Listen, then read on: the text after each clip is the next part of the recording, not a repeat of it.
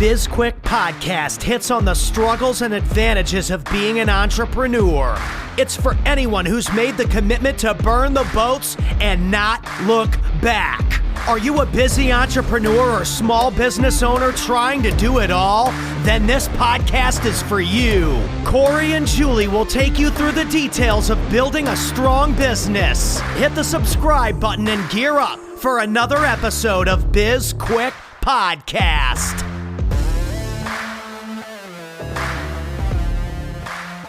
Hey everybody, welcome back to BizQuick. What's happening, Julie? Hey Corey, it feels like forever since we've recorded the show. It has been quite a while since we recorded an episode. Today should be fun. We have Gary Walker. He is one of the owners and founders of Cabo Fish Taco, the restaurant that I'm going to be opening up here in a few months here in Richmond. And the business that I'm opening up is a franchise. So even though it is... we had to get creative when we were figuring out how to get this thing open because banks weren't lending anything to anybody. So even though it's connected to Cabo corporate, it's not really it's interesting the way that we had to do it, but it's going to be technically a franchise. So that's what we want to talk about today with Gary is franchising. We've never actually talked about this. We haven't. We've had a couple of guests who have been interested in franchising, but we really haven't gone very far with that conversation. In some ways, franchising kind of gets a bad rap, right?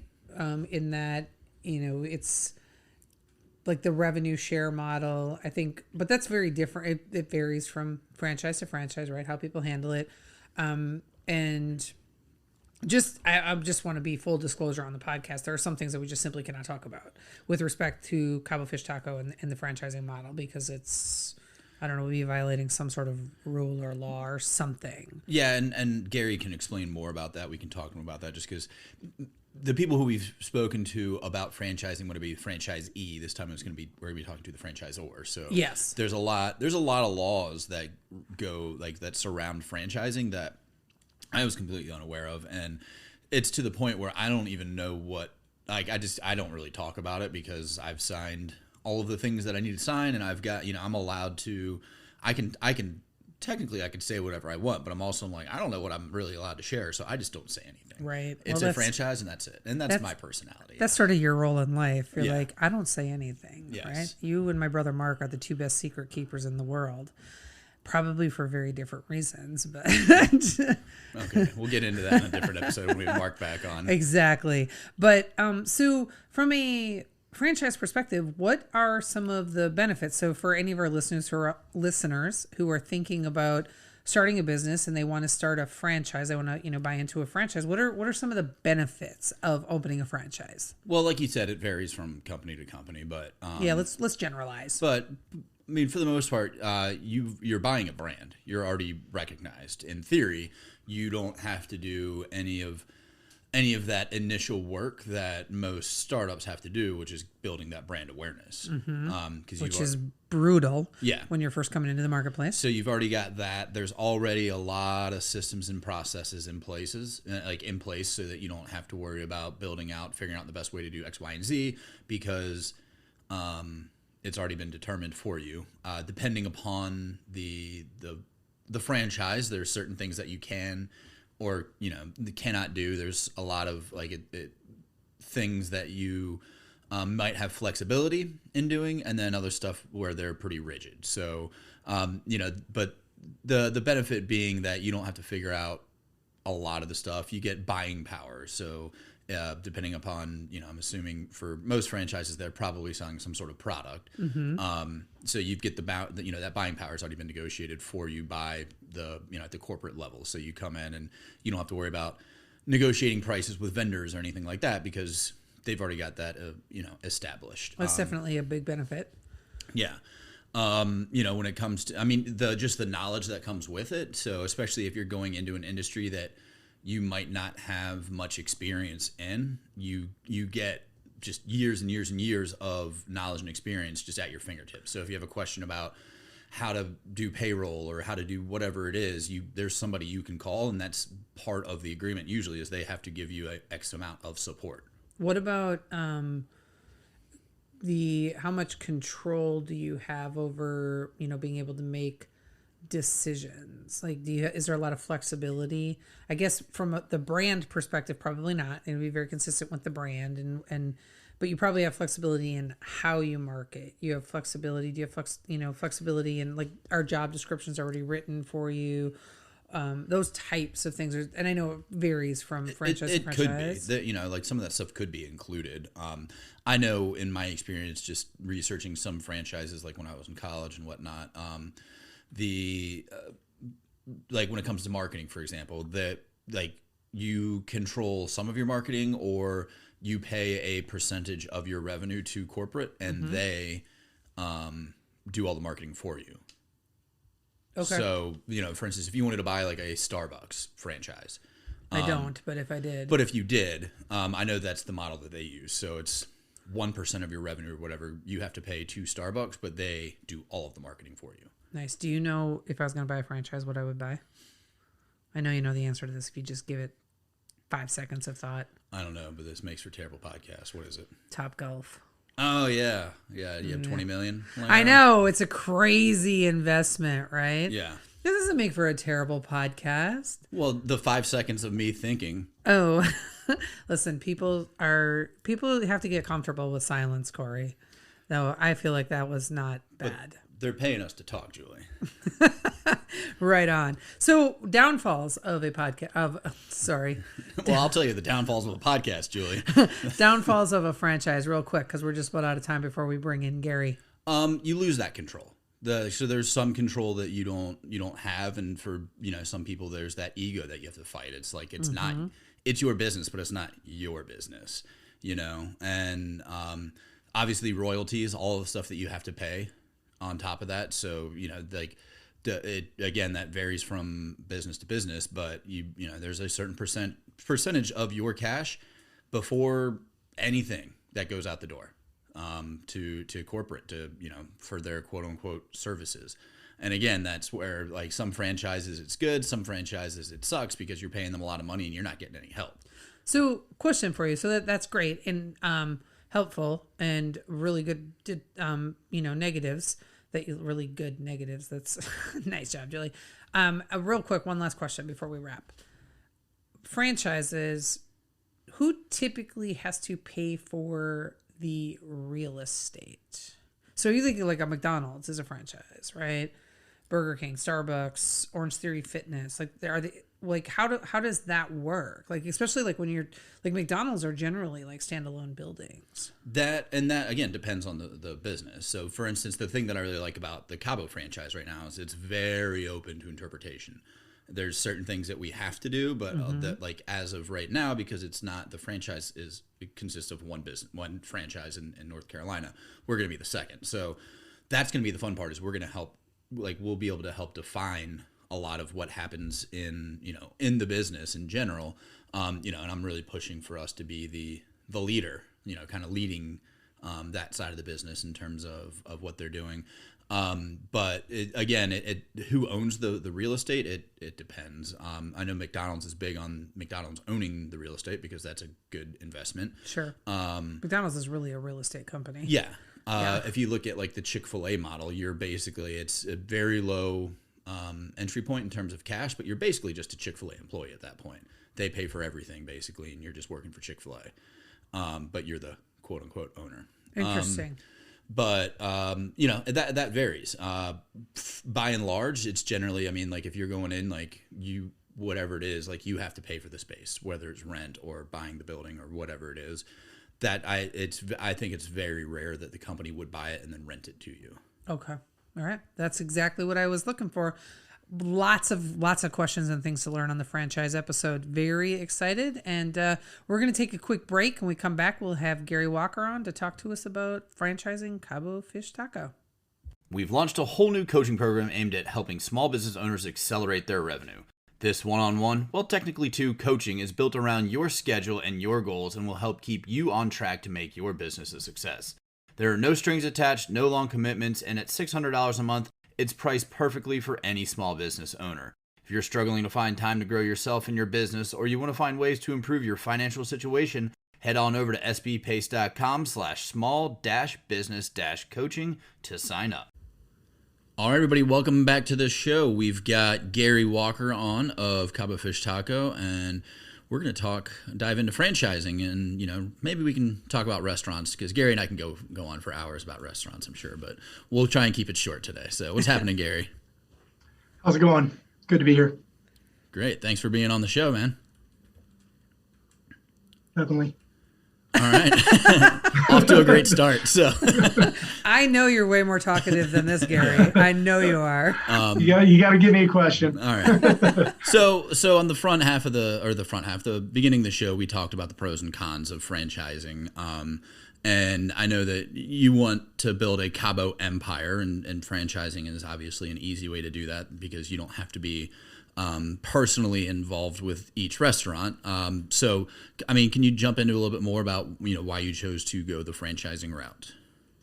Yeah, so we decided to go franchising because, restaurants, you have to have the people, and you've got to have people that take ownership. It's a hard job, and without, you can't necessarily open up a ton of restaurants and keep them to the quality that you kind of want to have unless you have somebody taking ownership and being there and working all the time. So our whole idea was, to get out there and do it, really small and get some good partners rather than franchisees. We get partners that we work with to grow the concept and the brand and to open up more and more restaurants.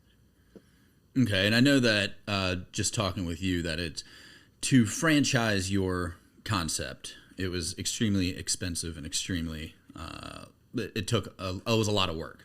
Well, there was a learning curve. So, there's so many franchise laws and regulations, and it's almost like opening up a different kind of business. So, I spent the week with our lawyers drafting up the franchise disclosure document. And then we also hired a consultant to help us build an operations manual and give us the kind of bones that it takes to set up the business of the franchise. Yeah, the business of the franchise is is key, right? That's foundational to being able to quickly reproduce it and spin up franchises as additional locations are identified and people are buying into starting a franchise. I have a question around branding, if I may. I am curious. So right now, one of the distinct advantages that Corey has with opening Cabo Fish Taco here in Richmond is that a lot of people in this area went to school at Tech, so they're very familiar with the Cabo brand.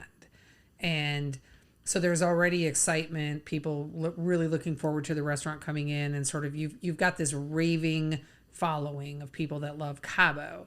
When you get into areas, and maybe you've already experienced this in North Carolina, I don't know because I'm not really familiar with like the reach of Cabo as it exists today.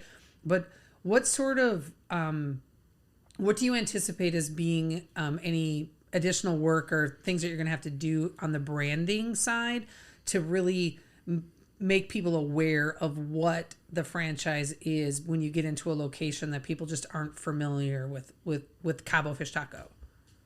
It was a good question because, half of Cabo Fish Taco is kind of a culture. It's, food's good. We have this huge following, like you said, but it's there's a lot of brand specific things. There's, it's a different style concept that's not, done by 100 different people. So, we've got all of our trademark things, and there's things that we can pass, but we're also still a mom and pop at heart. We want our franchisees to bring a little of themselves as well, while maintaining that feeling, and that obviously the food's going to be the same, but the feeling of the concept and the setup, and we've been doing this for 20 years, and we've got some systems that work. We have actually experienced problems spreading that branding in Roanoke. The Roanoke restaurant, we opened up, we had a ton of, regular customers from Roanoke that came down and drove down to Blacksburg. But, getting the word out in such a sprawled out city where, people don't go downtown or do whatever, it's hard. And So that's the first restaurant that we actually had to really focus on marketing. And, we've really not had to do any marketing, Charlotte or Blacksburg, which has been nice. Yeah, that's very nice. You probably won't have to do much here either. Well, in but, Richmond. But that's the thing, and I've said this before, and it's going to be a challenge on our end, is that people have they've got this picture of what Cabo is in their head, and it's probably 5 to 10 years old, and there was probably alcohol involved, and they were much younger and all of that. So when they come to Cabo Richmond, we have to hit that expectation and go beyond it. Sure. Because otherwise they'll be like, oh, this is just a crappy franchise, Yeah. Right. That reminds me of a few years back. We were on a family vacation in California, and growing up, I went to Disneyland every year for probably 10 years of my life, from time I was 5 till I was 15.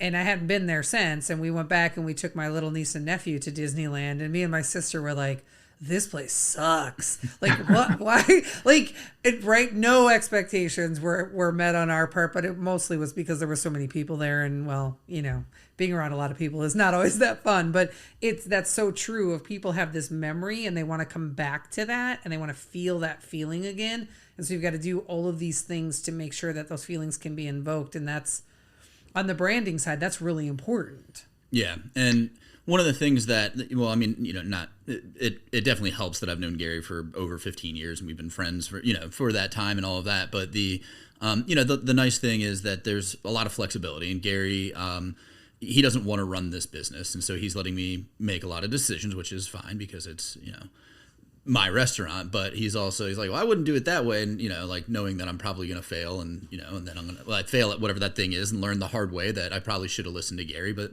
that's also how I learn. We're going through design now, and there's this blue that's on a certain part of, the ceiling or the wall. And he's like, you're going to hate that. Trust me. And I'm like, well, he won't hate it because he won't be able to identify it, Gary. Yeah. well, it's funny because and this is, I think, something that's probably going to hit most people. You've got an entrepreneur, and you've got guys that can come up with their own ideas and, make them successful and, put it from an idea to brick and mortar. And then you've got some people that just, are good at business and want to run something that's been proven, a concept, and dive in and get to work.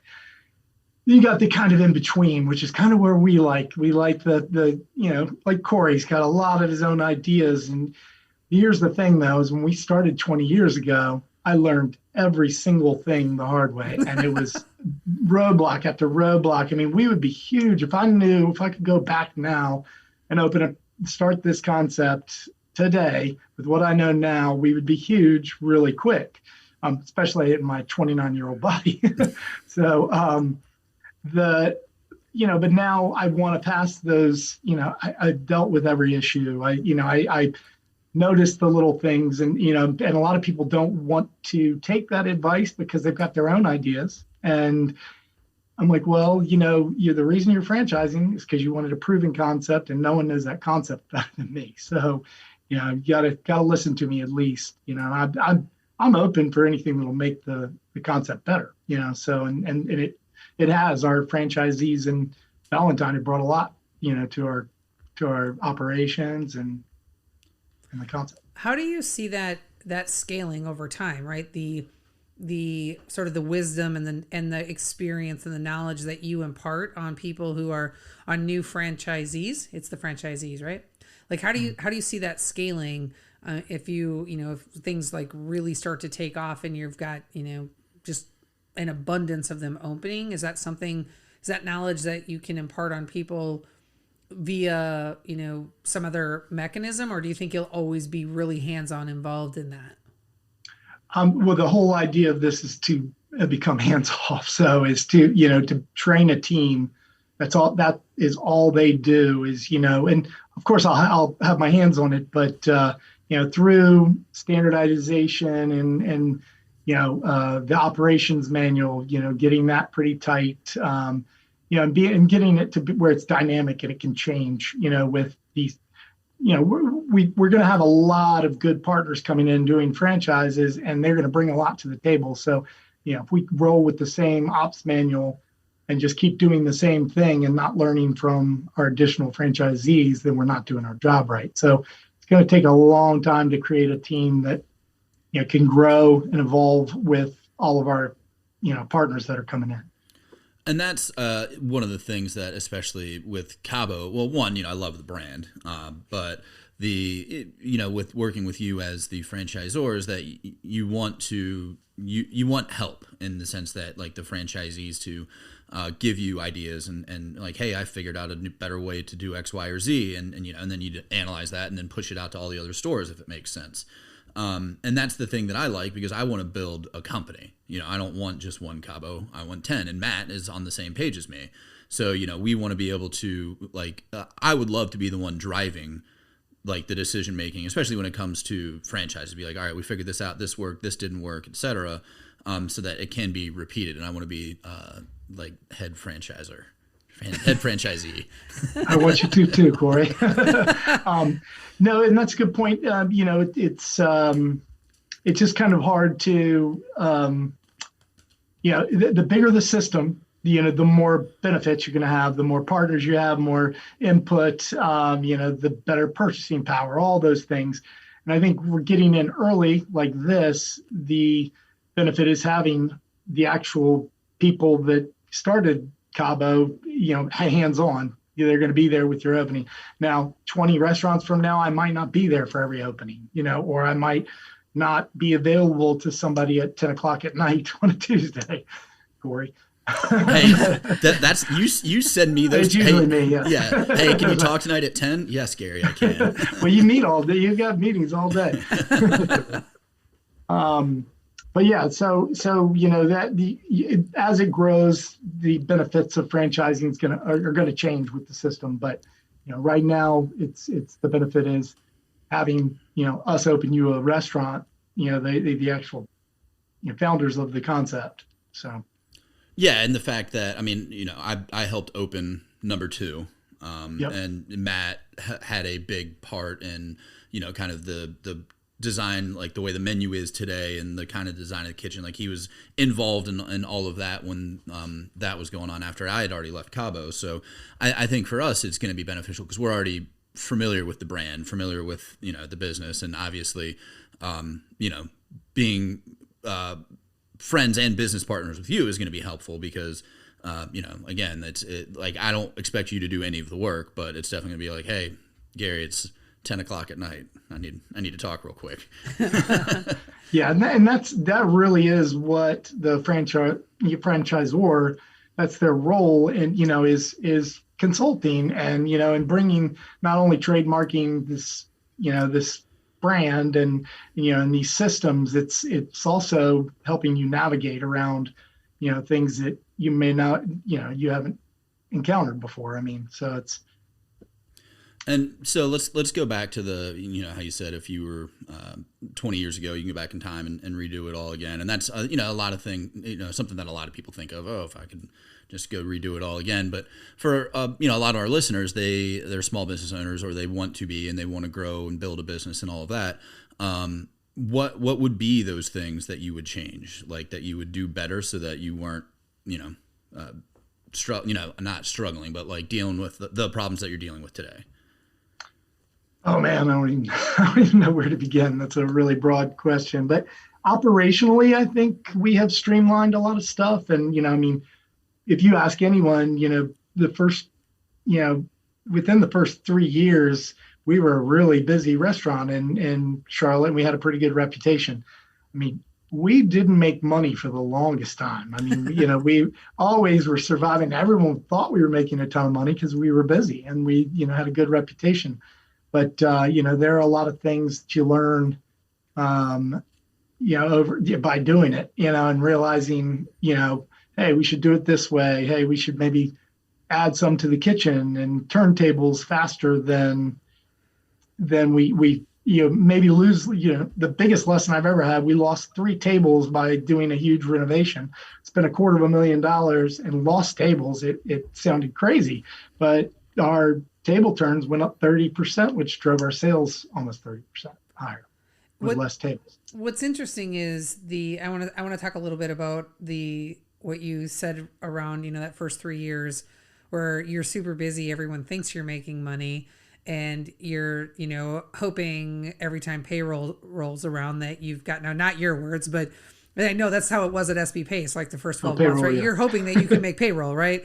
And, we still celebrate when we get to that time of the month where we know that we've made enough revenue to cover all of our expenses for, X period. Looking forward, we're like, yes, we did it. But there's a little bit of there's an advantage and a disadvantage to people thinking that you're doing better than you are, right? You don't get. Yes, definitely.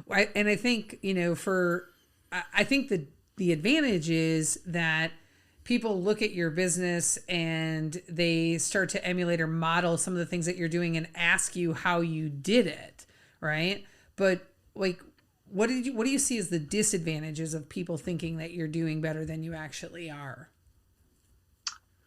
Well, and it's kind of, it goes all back to operations when when you're really busy and we're having to cram these people into the restaurant to make payroll and to make rent and to cover expenses. And, with some people, that might irritate them if they're having to wait an hour and a half for a table. And, they say, and that's what happened. You were turning tables less, we had less space. So we started to become, there was, weekends we were running 3-hour waits and nobody really wants that. So they just stopped coming, so, we had to figure out ways to, cut that. And, every table we were able to add would cut this much off of a weight. If we did this change in operation, that would cut a little bit of the weight.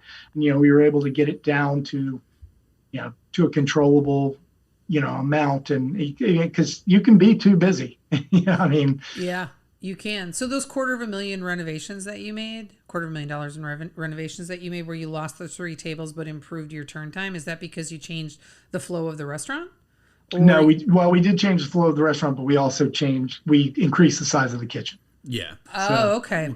Got it. Yeah. Okay. And that was after I left, because I remember back when I was there, Gary's like, "Oh yeah, we're gonna put another table on the patio." And I'm like, "I've already got Ghost Watch, which was our shift where kitchen would come in at 2 a.m. when the bar was closing and work until 8 a.m.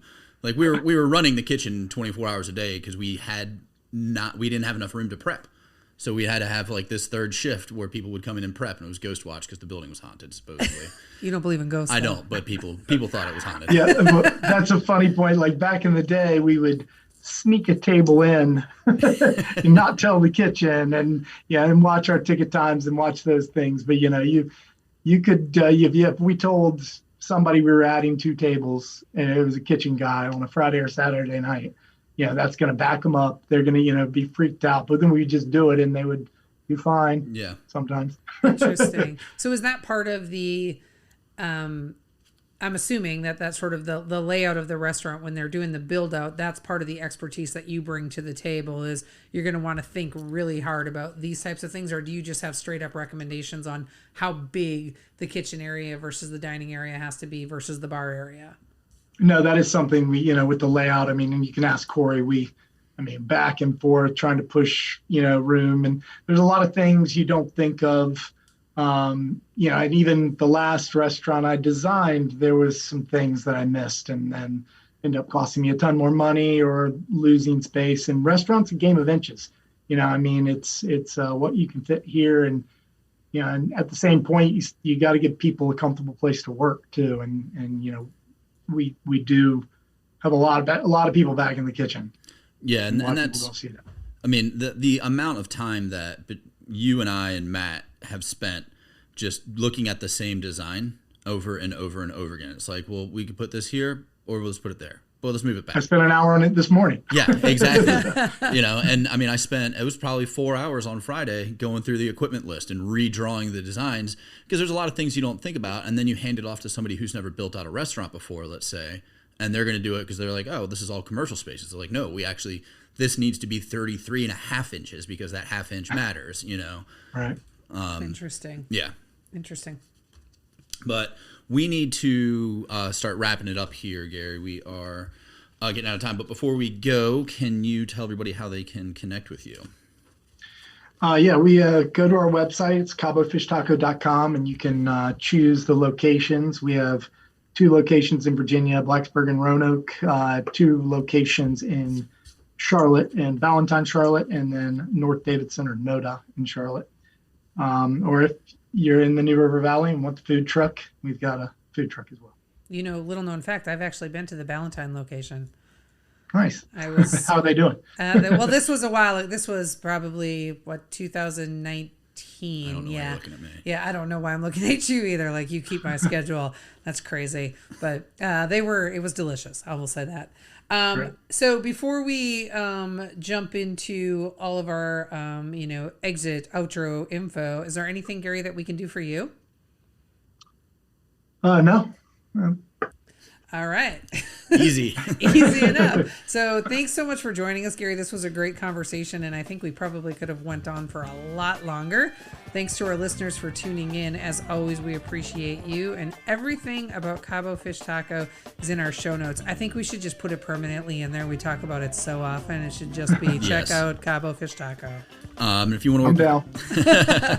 if you want to work with us, connect with us, talk to us, whatever, you can find us on social media. We're on LinkedIn, TikTok, Instagram, Facebook, YouTube, and everything that you would ever need to know about us and more is located on our website, sbpace.com. Yeah, and listen, why don't you download and rate our podcast? We would love it if you subscribe, and if you feel like giving us a written review, we will take that as well. We really love feedback, so anything we can do to make the podcast better, we're going to do it. Except that one thing. We're not doing that one thing, Corey. And you can reach out to us about any topics that you're interested in hearing about, and you can do that on our website. And don't forget to purchase our book. It is called Seriously Now What? A Small Business Guide to Disaster Preparedness.